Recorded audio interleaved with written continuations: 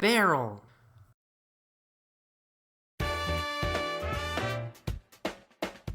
Okay, where do I begin?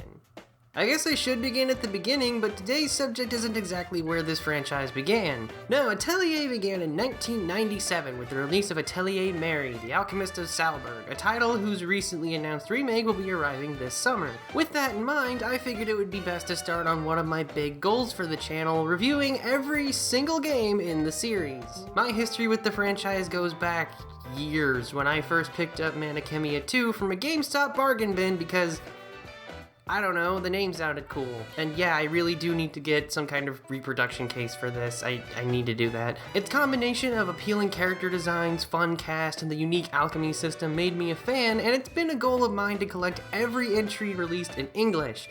Which is a bit tricky, seeing as they've released at least one new entry every single year since Marie's debut. As time has gone on, it's earned a reputation as a chill, relaxed franchise, which feels more like a playable fantasy slice-of-life anime rather than a traditional JRPG, but what about the first entry released in English? Atelier Iris Eternal Mana was released in May 2004 for Japan, followed by June 2005 for North America, and March 2006 in Europe and Australia. Now, by the time I played it in 2017, I wasn't exactly a seasoned veteran of JRPGs, nor am I now, and my original judgment of the game was declaring it the most okay JRPG I've ever played. But that was over 5 years ago. I'm older now, I've played more games, and I like to think I'm capable of analyzing the quality of media better than I was in high school. Not only do I want to review these games to spread the word of a series I greatly enjoy, but also to revisit entries I've already played and see if my opinion of them has changed with a newer perspective. After playing through all of Iris 1 again, I can confidently say it's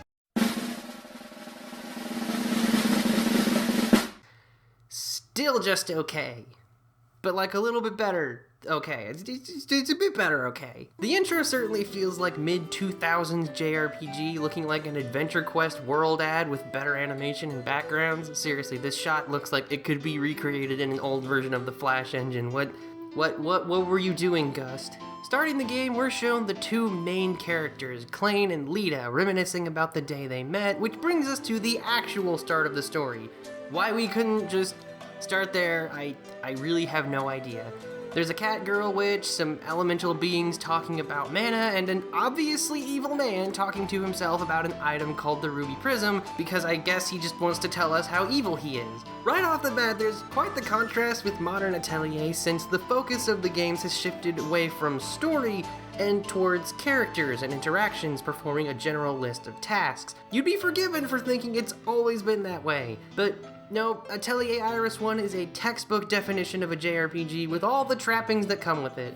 A playtime in the dozens of hours covering a lengthy tale of ragtag friends teaming up to stop someone not even trying to hide his evilness, turn-based combat with enemies ranging from a smiling ball of goo to basically Satan, and female character designs that are much more interesting than the guys. These ragtag friends include Delsis, your average flirty ladies man, Norn, the energetic cat girl from the beginning, Arlen, a really emo swordsman, and later on Marietta, the steadfast and noble warrior woman. As they venture across the lands and discover new locations, they encounter other colorful characters, usually in the form of shopkeepers, such as Norman the bar owner. There are even some that'll be familiar to newer fans, like Hagel the blacksmith and Pamela the ghost girl. This is probably a good time to mention how, while these are Hagel and Pamela, they aren't necessarily the same Hagel and Pamela you might know from more recent entries. See, while these PS2 titles do have more emphasis on overall story, that really doesn't mean much for the franchise as a whole. Atelier likes to split itself up into duologies, trilogies, and the rare tetralogy marked by a shared word in the titles and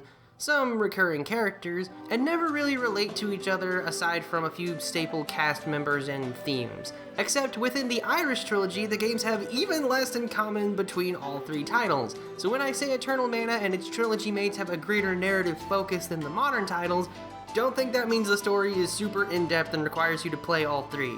It is entirely self-contained and has virtually nothing to do with the sequels. In Eternal Mana, you play as a young alchemist named Klain, who's been traveling the land to learn more about alchemy, apparently with no real goal or teacher or anything besides the book his grandmother left him. On his path, he's suddenly attacked by a bird and saved by the passing Lita, who invites him to join her team of monster hunters. She's an enthusiastic, positive young lady, eager to help others, but has a bit of a jealous side when Klein gets a bit too friendly with other girls, because of course she does. She also has a case of amnesia, which surprisingly isn't much of a focus, but does have a few scenes showing how haunted she is of her unknown past. So as a whole, she's okay.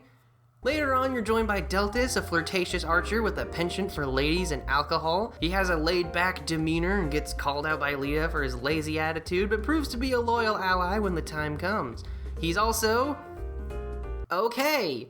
Norn is an energetic, childish cat girl who joins your party at the behest of her teacher so she can assist Klein. She doesn't do much in the story outside of providing lighthearted remarks in an already lighthearted game, and is actually pretty annoying. I don't like her very much. The other members of your party also aren't much to discuss. Arlen is a stoic swordsman with a clear grudge against the villain, but no agency beyond that. And Marietta joins you to try snapping her brother out of his power trip. Luckily, her brother happens to be like the best character in the story. Captain Beggar is a stupid meathead with a heart of, well, at least silver, who tries time and time again to get Klein to join his team, the Alcavana. His team follows his lead despite how clearly incompetent he is, but he proves to be rather noble and helps the main crew when it's revealed he's been working for the bad guy this whole time. As for the villain himself, he's okay. Like, you just need to look at Mull to realize he's the super evil bad guy who wants to take over the world in some wholly unimaginative way. He looks like an emo vampire that would be on the cover of a Tokyo Pop manga from the early 2000s with a constant expression that says, yes, I'm so sinister. Yet even with all these examples of flat, archetypal characters, the absolute pinnacle of okayness is Klein himself. He just isn't a very interesting protagonist. The rest of the main cast is entertaining in parts, and I actually quite like some of them, like Beggar and Delsus, but Klein is just so dull. He's like the JRPG equivalent of a bowl of plain oatmeal you mix with a tiny bit of honey and cinnamon. It isn't the worst experience, it's certainly serviceable, but you really need to mix in some more spice or honey to make it enjoyable, and he doesn't have enough of either. He's kind of a nice guy who's also kind of stupid and kind of enthusiastic, but not so nice or so stupid or so enthusiastic to be memorable. I can't even remember the guy's last name. I kept thinking it's Kissling, but that's the creepy scientist from Okage. The rest of the main cast at least has some loose theme of identity. Lita with her memories and who she really is, Delsus with the responsibilities of a life he abandoned, etc. But Klein's identity is just Alchemist. He wants to become a better alchemist, and that's all the story requires of him. When it's revealed Lita is actually an artificial human who needs a ruby prism to extend her lifespan after Mull steals her original, that's Klein's only goal. Become a better alchemist to make a ruby prism and stop Mull, because that's just a nice thing to do, and he was going to do it anyway. And also, he thinks Lita's kinda cute, so sure. A noble mission, and I suppose it plays up his uncertainty of achieving it, but I still care less about him than I do for what I'm going to mix into my next bowl of oatmeal. His relationship with Lita grows as they venture together, but between her jealous quips and his lack of personality, I just don't think they have very good chemistry, so it falls flat in my eyes. So yes, he too is just okay. I can't even say he's bad enough to not be okay, since he does so little in the first place. Alright, let's take a step back real quick because I'm worried this is sounding pretty negative so far. I don't mean to sound like I dislike the story, it's fine, it's okay. It's a series of reasonable excuses to travel the world and get into fights, looking for the next stop to thwart Mull's plans. The best aspect of the story for me is just getting to explore the world, an aspect that would carry over even into the modern day. From your cozy base city of Kavok to the otherworldly geometry of the flawless marble, there's something charming about the world of Atelier Iris, I say as a highlight. It isn't a particularly large world, and most of the locations are pretty small and just a few screens, but it still has a fairy tale-esque atmosphere I find very enjoyable. As the plot moves forward and we learn of what happened to Iris and her research, along with how it affected the current state of both the human and mana worlds, it does paint the portrait of an adventure larger than it feels. However, even if I enjoy being in this world, I can't say it looks particularly good. It looks very outdated, even for the original Japanese release date of 2004. Atelier has never had a particularly large budget, so the visuals tend to be a bit behind its contemporaries. For context, context, this game came out in English the same year as Shadow of the Colossus, Resident Evil 4, Star Wars Battlefront 2, Kingdom Hearts 2, Psychonauts, Yakuza, and many, many more. The isometric perspective makes the environments look uniform and plain after so long. The sprites are cute but under-detailed, and the character portraits range from pretty decent to American-written how-to-draw manga book covers. I'm sorry, but some of these just do not look flattering, and it's a far cry from the lovely art you'd find in the series just a few entries later. But like I said, some of them are decent. Lita probably has the best batch with the decent line art and well-depicted expressions. Outside of a few noticeable sore thumbs, the rest of them are just okay. Noticing a pattern here? If you are, there won't be any surprise by saying the soundtrack is actually solid. From the opening theme, White Knight Illusions, to the battle theme, Alchemic Blast, and one of my favorite event tunes, Eternalize. No, not that Eternalize, that's the boring one. Granted, not every song is a jam. You're bound to get some dull ones when making a tune for every different area of the game, and then some, but I don't think there's a single track I'd call bad. It's held back by the odd instrumentation, like it's being played on an old keyboard instead of real instruments, so some aspects feel a bit thin, but it's by far the best aspect of the presentation in my eyes. Or ears, I guess. This is an aspect shared by most entries, and I actually use a number of favorite songs from the series in my videos. To go along with that, the voice acting is better than okay, but not all across the board where it's mostly okay. Everyone does an adequate job at portraying their characters, very few stand out as being weak links, and some performances are actually quite impressive. Honestly, the best thing about this is just how many voices you might recognize in the cast, with so many being well-known voice actors of late 90s, early 2000s anime. Delsis is played by Crispin Freeman, known for Kyon in the Haruhi Suzumiya series, Itachi in Naruto, Togusa in Ghost in the Shell, and oh yeah, Alucard from Hellsing. I'm a dog, then you're dog food.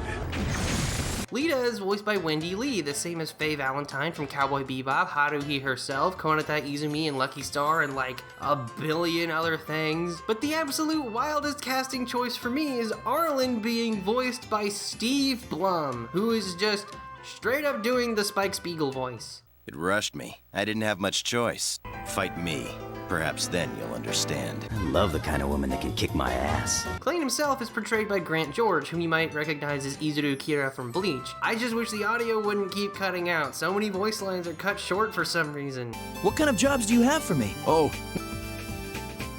Which reminds me, apparently there's a glitch to not see the credits if you play through the final battle with English voices, so, you know, don't do that.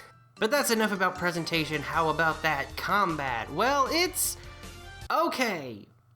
Again, there's a pattern here. The turn-based combat is so competently done, I can't even complain about it. It does have a couple of neat inclusions, like how you can switch out your party members in battle and it doesn't take up a turn, so that's nice, but for the most part, you know, turn-based combat, can't really expect anything else from it. Even the encounter rate isn't that bad, and some overworld abilities given to you by the mana can alter it.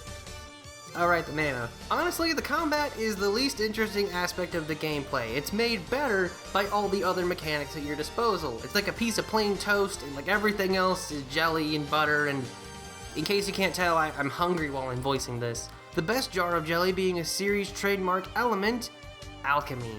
Yes, it's been over half the script, and I'm just now discussing the shared mechanic that makes this series so unique. If you played more recent entries, you'll be familiar with the process of synthesizing items. Find a recipe, get the right ingredients by exploring the world or even making some other items, then throw them in a cauldron and stir until something cool pops out. Eternal Mana doesn't really do that, and it's one of the most notable differences separating it from future entries. Instead of requiring specific material or even something from a type of materials, Klein synthesizes using elements he extracts from environmental objects and even enemies in battle. No, officer, you don't understand. I needed to disintegrate that guy to get some stone element. Do you know how hard it is to find rocks these days? There are also elements for water, wood, lightning, light, dark, spirit, power, and just like a whole bunch of others. There are some obvious trade-offs with this system instead of the more typical synthesis we get from the rest of the series. Klein is able to synthesize anywhere, even in battle, which is kind of neat, and can restock using the environment or regular inventory. In exchange, there aren't very many items to unlock or much in the way of experimentation since you can't substitute elements to see what new items get made. Klein is also the only person able to use the mana items in combat, and most of his skills revolve around increasing their range or making them more powerful, which also makes it insanely frustrating when he gets knocked out every battle because he's made of slightly fortified tissue paper. Now, you do need to partner up with certain mana spirits to process these elements, so it might be a while before you can make some of them, but you need to find all of them for overworld traversal at certain points, so you should be able to make everything about 2/3 through the plot. They offer pretty simple traversal powers. Uru can shoot a fireball, Silwest makes a barrier, and Diemia becomes a footstool.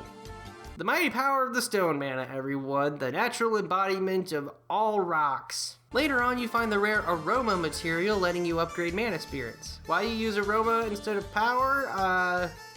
No idea. If you want an alchemy experience closer to what you'd see in current titles, you need to go to shops. There are a number of stores that can synthesize items using materials you find, such as Viola the magic shop owner, and this is the kind of depth you'd expect from Atelier's alchemy system going forward. Recipes have flexible ingredient lists, sometimes letting you create an entirely new item by experimentation. Don't like the low quality of the list of materials? Swap them out for better ones to see what happens. Once you've synthesized an item the first time, you can put it on the store menu to be purchased later, and you can even replace the old recipe with a new one if you manage to improve upon it. Materials even have traits that pass on to the finished product, usually relating to stuff that doesn't matter, like smell or texture. Make enough items at a good enough quality, it improves the store's reputation in town and unlocks new crafts to try. There's also weapon synthesis, which is borderline useless. You can upgrade weapons by extracting gems from mana stones, combining them to make them stronger, and even gain special properties. I've heard this is useful, but I don't know if I was looking in the wrong place or something, but I barely found any weapons I could upgrade. So yeah, Klein's alchemy is okay, store alchemy is pretty fun, weapon synthesis, not really, so overall, it's okay. It's good okay.